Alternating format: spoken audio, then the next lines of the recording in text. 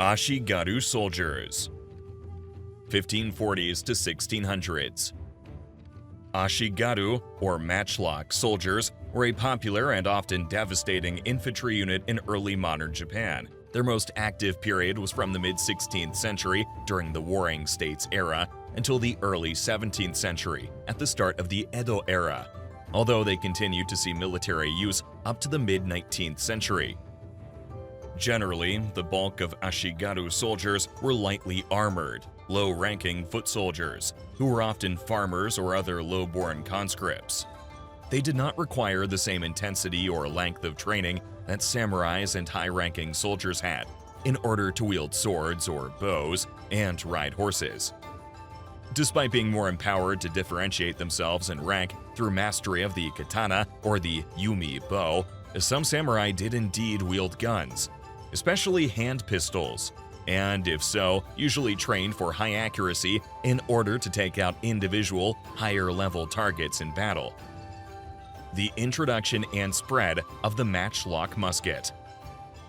The Ashigaru soldier's signature weapon was the matchlock musket, or arquebus, the 17th century mainstay of European firearms until the flintlock model appeared in the late 1660s. Muskets were introduced to Japan by accident when, in 1543, a Chinese junk carrying Portuguese merchants was driven to anchor by a storm off of Tanegashima, a small island south of Kyushu. After a demonstration of these exotic Western imports, the island's lord, Tanegashima Tokitaka, purchased 2 matchlocks from the merchants and swiftly arranged for a swordsmith to make copies of the gun's barrel and firing mechanism. Some initial manufacturing setbacks occurred, but these were resolved by the return of a Portuguese vessel with a gunsmith on board who shared the missing know-how. The manufacture of firearms then quickly spread from Tanegashima Island, which the matchlock was soon named after, and onto the main island. Though initially used as gifts and for hunting, muskets became objects of awe for Japan's feudal barons, who quickly recognized their military potential.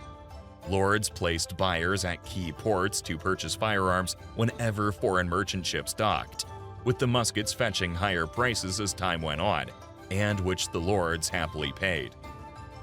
Meanwhile, the frenzy spawned dozens of new gunsmiths across the country who filled the rising demand, even founding schools and compiling books with the new trade secrets. Within 13 years of its introduction, over 300,000 Tanegashima firearms were reported to have been manufactured. Developed in the 15th century, the matchlock was the world's first mechanical weapon. Its characteristic feature was a slow-burning rope, also called serpentine, which was soaked in saltpeter. This was the match of the rifle. The lock mechanism holding this S-shaped rope had its lever connected to the trigger on the bottom of the gun. This lowered the match into a priming pan attached to the side of the barrel, igniting the gunpowder in the pan and sending a flash which traveled through a small port in the breech of the rifle, also called the touch hole. This, in turn, lit the gunpowder inside the main charge propellant of the barrel, which finally launched the bullet out of the muzzle. The lengthy firing procedure, containing 28 steps according to a 1607 Dutch drill manual, meant that this required serious concentration, and sometimes even 2 men to load and fire more quickly and accurately. With the speed of a gun reload ranging from 20 seconds to a minute at the best of times, a 16th century Japanese archer could release 15 arrows in the time a gunner would take to load, charge, and fire a firearm once. The Tanegashima also only had a range of 80 to 100 meters, and at this distance, a bullet could barely penetrate armor. Misfires were also frequent, and to avoid accidentally igniting the powder, the serpentine had to be awkwardly detached while loading the musket. Especially cumbersome was the fact that both ends of the match rope sometimes had to be held using 2 hands, as the match could go out in wet, humid, or windy conditions. Rain and humidity were also frequent hazards, as wet gunpowder was unusable. So, why were these guns so sought after? Japanese appropriation of the matchlock. Firstly, Japanese smiths devised clever engineering techniques to sidestep some of the issues. Larger caliber barrels and ammunition were developed to increase lethality, while firing accuracy at night was increased through a system of measured strings, which helped to lock the musket into place, pointing at the firing target. Japanese local materials were put to effective use. Protective cases out of lacquerware were devised to place over the match in rainy conditions, and clever bamboo cartridges, or hayago, containing gunpowder, wadding, and a bullet, were developed and used to enable faster reloading. The drawbacks of the European model were massively reduced, and within a decade and a half after their introduction, larger guns with much greater range were able to target such military structures as castles, armed camps, and warships. Pedestal supports like sandbags supported the guns and ensured greater accuracy, while much more gunpowder was used to accommodate longer barrels and large bore diameter, thereby significantly increasing range and destructive potential. Japanese appropriation of the Western invention also entailed some functional particularities. Whereas the breech of a European musket was held at the shoulder, the Tanegashima was held at the shooter's cheek. Also, while European muskets had the match holder lowering into the flashpan from front to back, Japanese match holders moved from back to front. Samurai who personally owned firearms, many of which were matchlock hand pistols, often used them as a symbol of power and wealth. So they ordered smiths to forge beautifully ornate weapons, often gilded and bearing intricately carved characters and designs. Oda Nobunaga and the Tanegashima. But the second fundamental reason Japanese daimyos purchased muskets in mass was because of their tremendous destructive potential in battle, especially when fired in volleys. This was a battle tactic which Japanese armies effectively harnessed, arguably more so than European armies. The idea was to have a firing unit divided up into lines, so that while one line of Tanegashima arquebusiers fired in unison at a target, another could use the time to reload, before being rotated to the first line. Barrages of bullets could then be propelled between short time intervals, and with devastating effect.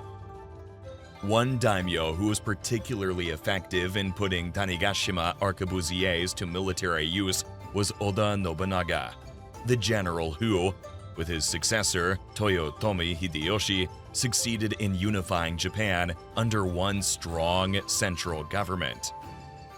In 1549, a teenage Oda ordered 500 matchlock muskets, making him the first daimyo to equip units with firearms in Japan, before many others followed suit. A stellar example of his tactical genius was at Nagashino Castle in 1575 against daimyo Takeda Katsuyori. Oda's force of 70,000 men comprised roughly 3,000 Tanegashima arquebusiers, whom he had protected behind a palisade between the forested edge of the hills and the river opposite enemy lines. He deployed small units to deliver surprise raids on the enemy rear and to feint frontal attacks, but his crown jewel were the musketeers. While Takeda hoped to destroy the firing units with a cavalry charge before they had time to reload, Oda had arranged for the gunners to rotate in lines. Only 1,000 arquebusiers were to fire at once, before giving way to the two other rotating lines, so that the enemy's cavalry charge could be countered with continuous volleys. Barrages of bullets effectively weakened and disoriented the enemy. Horses, still not properly trained against the noise and smoke of gunpowder, abruptly halted their riders, and under the rain of bullets, the morale of cavalry units plummeted at the sight of falling comrades. The merciless barrages effectively broke the charge. With Takeda's center weakened, the gunners soon poured out of the many gaps of the loosely fenced palisade to engage in close combat, eventually forcing the enemy to retreat. Although the battle raged on until mid-afternoon, the tactical combination of defensive stockades with volley fire made it clear that the battle had already been won before the hand-to-hand fighting. Though arquebusier figures and the use of the volley tactic have been disputed, there's no doubt gunpowder was crucial to Oda's victory. This battle was an example of a revolutionary type of warfare for Japan, for which Oda Nobunaga was instrumental in paving the way. Japan switched to long-range combat. As a consequence of the adoption of firearms in Japan, close combat was quickly replaced by long-range fighting. Previously, only the best trained troops, usually samurai lords, wielded bows. Warfare focused on the sword and the spear, swordsmanship being the mark of prestige, discipline, and power of the samurai, while the spear was more associated with low-born ground troops. The impact of Tanegashima matchlocks was such that effective volleys in a battle could generally determine its outcome before the armies even entered into close combat. If the enemy was not checked, bows and arrows, and then swords and spears were deployed. As shown with the victory at Nagashino, the more astute military barons soon discovered that whichever army could remain on the defensive behind breastwork had an immediate advantage. Cavalry, of course, played a much lesser role on the battlefield, particularly because they could be mowed down by gunfire, but also because it was simply too difficult to load and shoot a musket while steering a horse. The purchase of guns by Japanese daimyos was then more out of necessity than power-seeking or simple Me-Tooism. Either they survived or they fell behind, especially during the chaos of the Warring States period. During the invasion of Korea in 1592, Toyotomi Hideyoshi, building on the legacy of Oda, brought a massive arquebusier unit, which made up about a quarter of his 160,000-strong invasion force. The first land battle at Fusan effectively crushed the Korean army of comparable strength, and the Japanese invasion force managed to capture Seoul just 18 days after landing at Busan. The Korean armies, however, did not have firearms. But Oda's major military revolution and giant leap toward modern warfare, later expanded by Toyotomi, was the development of organized, centrally directed armies. The emergence of modern warfare. Japanese armies were previously composed of small independent bands of soldiers fighting more as individuals than as parts of an organized military formation. Battles were chaotic affairs with practically no strategic coordination. They were practically melees of improvised carnage, supplemented with wave after wave of troops that were thrown into fight. But because firearms proved so deadly, the military hierarchy mentioned earlier with Tanegashima matchlocks at the top ultimately dictated battle formations, so that the gunmen were followed by archers, then by spearmen and swordsmen. The superseding of short-range by long-range combat meant that the rearrangement also involved effective coordination if the units were to be used to their full potential. A strong military commander presiding over a structured hierarchy was then necessary so that these interrelated units could be tactically maneuvered to meet the demands of this new type of warfare that other Japanese armies were quickly adjusting to as well. This central command, assumed by successive leaders Oda Nobunaga, Toyotomi Hideyoshi, and Tokugawa Ieyasu, proved instrumental in unifying Japanese warlords under a united central government and hastening the end of the chaotic Sengoku era. The rise and fall of the Tanegashima.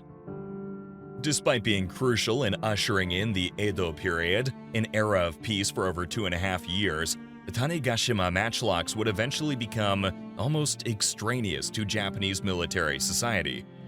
Firearms were still manufactured, arquebusier units were still in existence, and specialist schools were popularly patronized throughout the 18th and 19th centuries.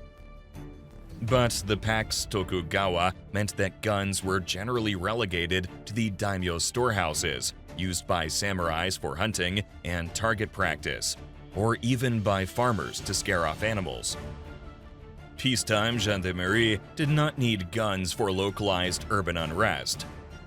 During the Edo period, Japan also faced no major external threats, and the infighting of clans had finally ceased.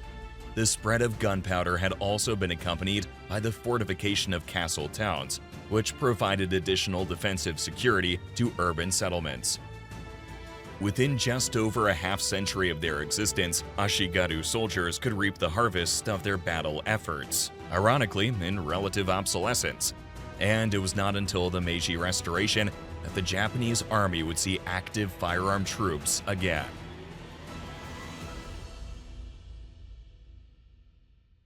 Hey everyone, it's Chris. You're probably used to hearing me during our advertisements, but now I want to talk about something a little bit different. Every video we create is more than just content. It's a blend of research, creativity, and passion for history. We do it because we believe in the power of history, its lessons, its stories, and its ability to connect everyone. Sometimes the reality of operating a YouTube channel presents challenges, like the occasional demonetization, which impacts the ability to produce the content that we all love. Now we're looking at you, our amazing audience, to ask for your support in keeping this channel, our shared passion for history, alive and thriving. We're inviting you to join us on Patreon and contribute to the ongoing creation and distribution of our history content. By joining us on Patreon, you're doing more than just supporting our content. You're becoming an integral part of a community dedicated to preserving and promoting history. Remember, every bit of support makes a real difference. If you'd like to learn more about how you can help, please follow the link down below. Thank you, as always, for your interest and your hunger for history.